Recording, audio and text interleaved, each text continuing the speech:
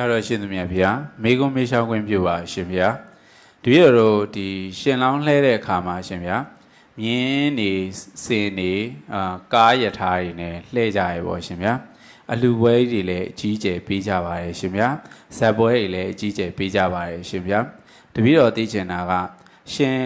မြတ်စွာဘုရားရှင်ဟာရှင်ရာဟုလာကိုဘယ်လိုမျိုးသာသနာကိုရင်စီးပေးလဲဆိုတာလေးသိပြစေရှင်ဗျာပြီးတော့ဒီရှင်လောင်းလဲတဲ့လက်ခိတ်ကရှင်လောင်းလဲတဲ့အလေးထားဘယ်ခိတ်ခါကပေါ်ပေါက်လာတာလဲရှင်ဗျာဒါကြံစားကြတာပေါ့နော်ရှင်လောင်းတဲ့တယ်ဆိုတချို့ကလည်းပြောတာပေါ့အရှင်မဟိန္ဒနော်အာသောကမင်းလက်ထက်ကအရှင်မဟိန္ဒလို့ရဟန်းဝတ်တဲ့အခါမှာမင်းခံမန်းနာနဲ့ဝတ်ကြတယ်ဆိုပြီးတော့ပြောပြီးတော့အဲ့ဒါကိုအတူယူပြီးတော့လောက်ကြပါလေလို့လည်းပြောကြတာပေါ့နော်တကယ်တော့အဲ့လိုမဟုတ်ပါပုံမှန်ပါပဲအားလုံးကနော်အဲ့တော့ရှင်ရာဟုရှင်သားတော်ရာဟုလားဆိုလို့ရှိရင်တော့မြတ်စွာဘုရားရှင်အိမ်ကိုဆုံးခံကြွားရင်းနဲ့ခေါ်သွားတာပဲလေနော်တော်တော်ရာက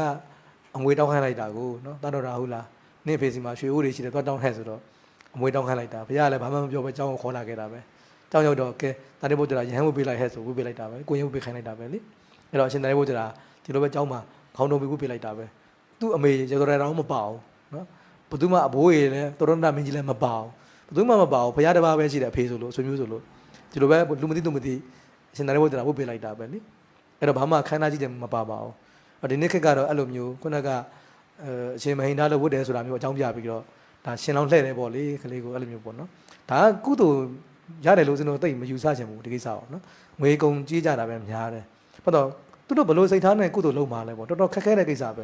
နော်ဒီနေ့ရှင်လောင်းလှဲ့နေတဲ့ပုံကိုယ်တွေဘလို့အာယုံပြုနေကြတယ်ပေါ့နော်ဘာကိုအာယုံပြုပြီးကုသိုလ်ယူတာလဲပေါ့တော်တော်စဉ်းစားရခက်တယ်ပေါ့နော်ဘလို့များစိတ်ထားရတယ်ပေါ့နော်သူတို့ကြံ့ကြံ့ပန်းစိတ်ထားတက်ပြီးတော့ကုသိုလ်ယူရင်တော့မပြောတတ်ဘူးပေါ့နော်